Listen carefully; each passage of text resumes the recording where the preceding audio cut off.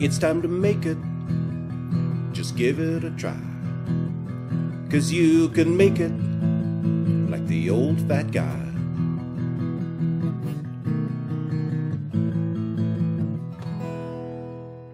Welcome to another episode of You Can Make It with David Farrell, the old fat guy. Today, I'm just going to make some cookies, but I'm going to make them the way I like them, and I call them old fat guy cookies. They got some of the ingredients I like in cookies all put into one cookie. They're real easy to make, like most cookies, and we'll just get right into it.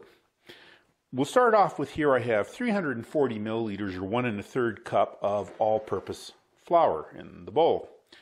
To it, I'm going to add 4 milliliters of baking powder, or just a scant teaspoon, a half a teaspoon or 3 milliliters of baking soda. I have a half teaspoon or 3 milliliters of ginger. I have 4 milliliters or a scant teaspoon of cinnamon, and I have 2 milliliters or a half a teaspoon of salt. And I'll just put them in with the flour.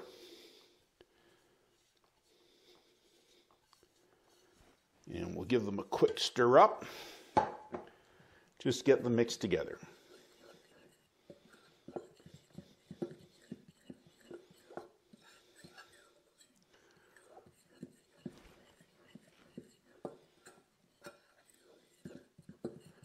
Now, in my stand mixer bowl, I have 150 milliliters or 1/2 a cup plus 2 tablespoons of butter. And I'm just going to start by creaming the butter. I'm just going to put it on medium and give it a beat.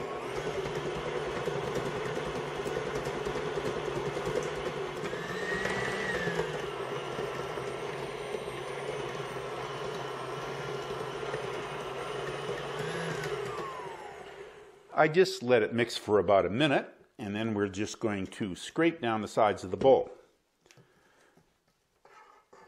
And to the creamed butter, I'm going to add some sugar. Now I have 40 milliliters or 3 tablespoons of brown sugar and 40 milliliters or 3 tablespoons of white sugar. And I'm just going to add that in 3 parts. So we'll just put 1/3 of it in. And we'll give this a beat on a little slower speed, about medium-low.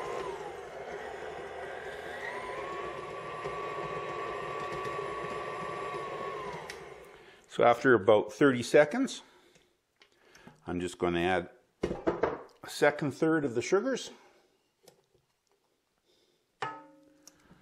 And we'll give it another 30 seconds.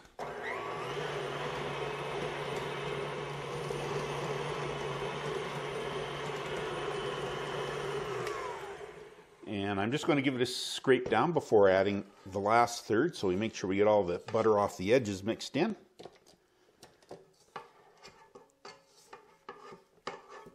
And scrape the paddle down to get the butter off of there.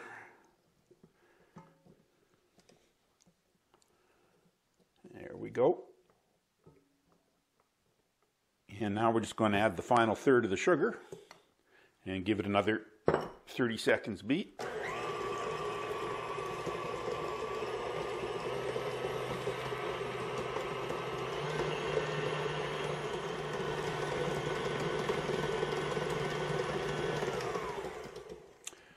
Okay, now I'm just going to add 1 egg to that, but again, it's always a good idea to keep giving it a scrape down.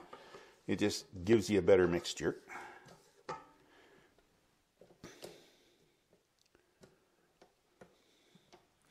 So we'll add an egg to our cookie dough.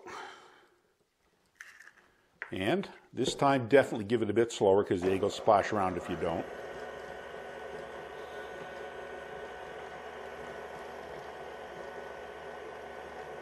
Once the egg starts to mix in, you can speed it up a bit. And I like to give it about a minute with the egg in it.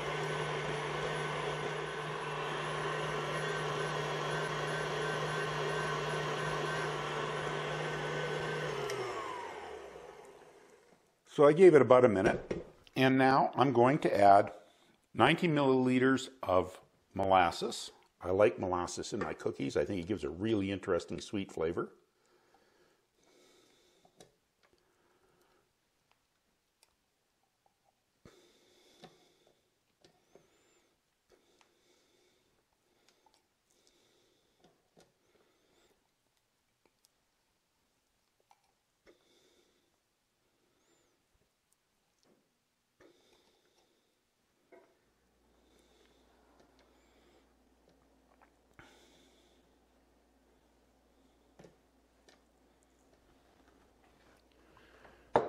And I'm going to add 35 milliliters or a tablespoon plus 2 teaspoons of milk and a half a teaspoon of vanilla.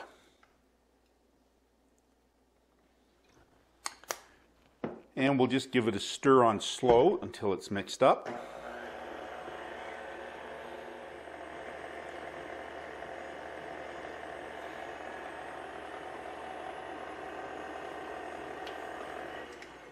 Okay, we let it mix for about 30 seconds there, and we'll just give it another scrape to get the last of the butter into it.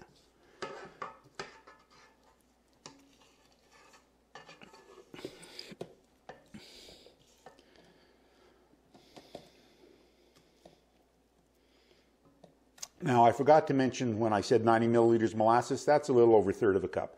That's a third of a cup plus 1 tablespoon of molasses.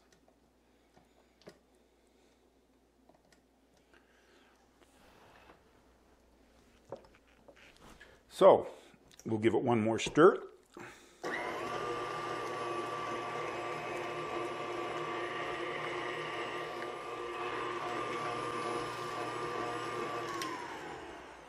Okay, let it stir for about 30 seconds more. And now we're going to add those dry ingredients that we had before.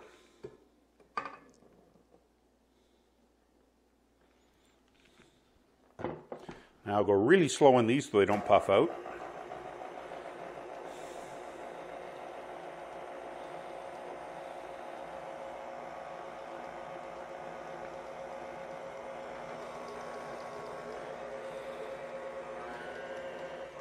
When it just starts to form a dough like that, we're just going to scrape down the sides one more time.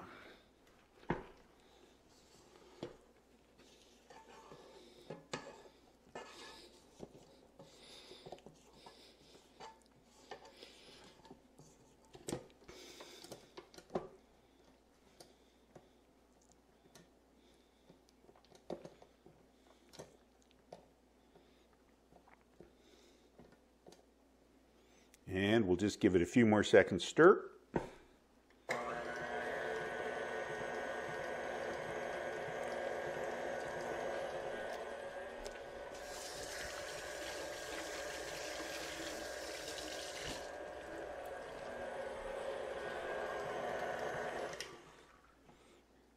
Okay, so now we've got the dry ingredients mixed in. We are now going to add what I call the treats, the little extras. Now, I like a little bit of raisins and nuts in my cookies, but I don't like so many that it's half raisins. So I've just got a little bit. I'm going to put in here, I have 50 milliliters or a quarter of a cup of oatmeal. I find it just gives a bit of chew. And then I'm going to add 125 milliliters or half a cup of chopped nuts. I used walnuts, but you can use pecans or anything you like. And 125 milliliters or half a cup of raisins. And just stir them into your dough.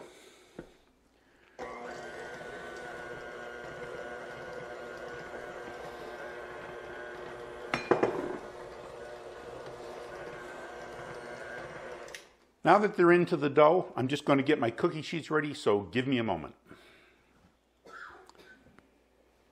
I've sprayed a cookie sheet with some baking spray. I preheated my oven to 375 degrees, and I'm going to put my cookies on the cookie tray. Now I just use a spoon and just take a little ball and throw them on the cookie sheet. Don't worry about trying to make a perfectly shaped ball. They'll cook out just fine.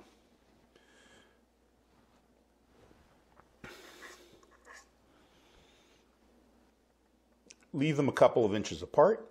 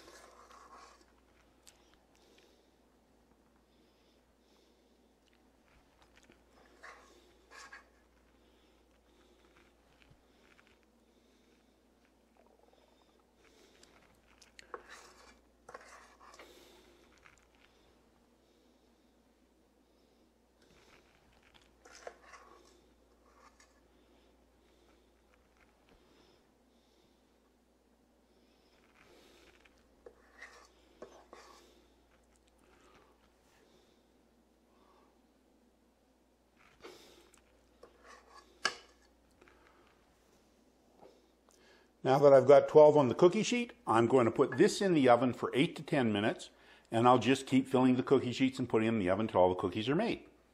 See you in a while. I baked my cookies and they took about 9 minutes. They're looking just perfect.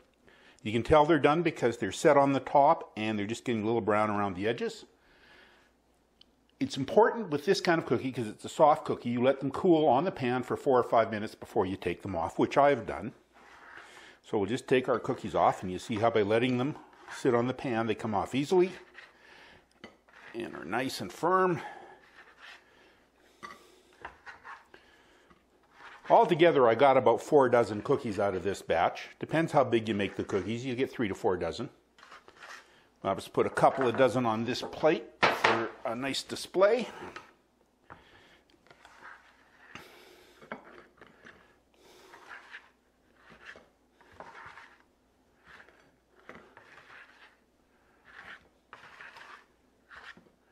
And if that doesn't look like a plate of cookies you want to put out for friends or kids or anytime you want a snack, I don't know what does. Of course, the best part of making cookies is getting to eat them. Let's give a cookie a try.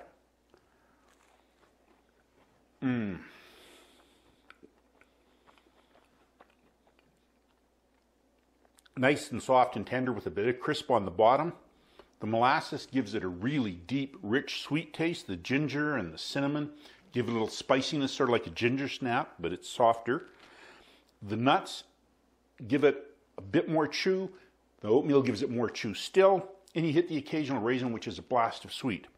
This is my kind of cookie, but although it's my kind, you can make it.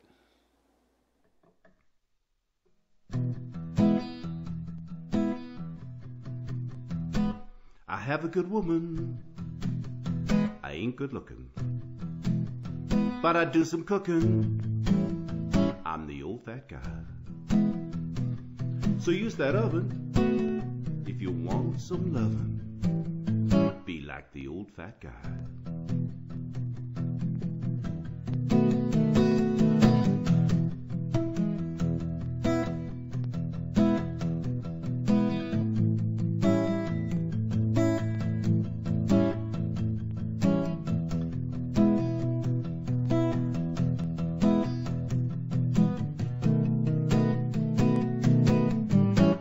Be like the old fat guy.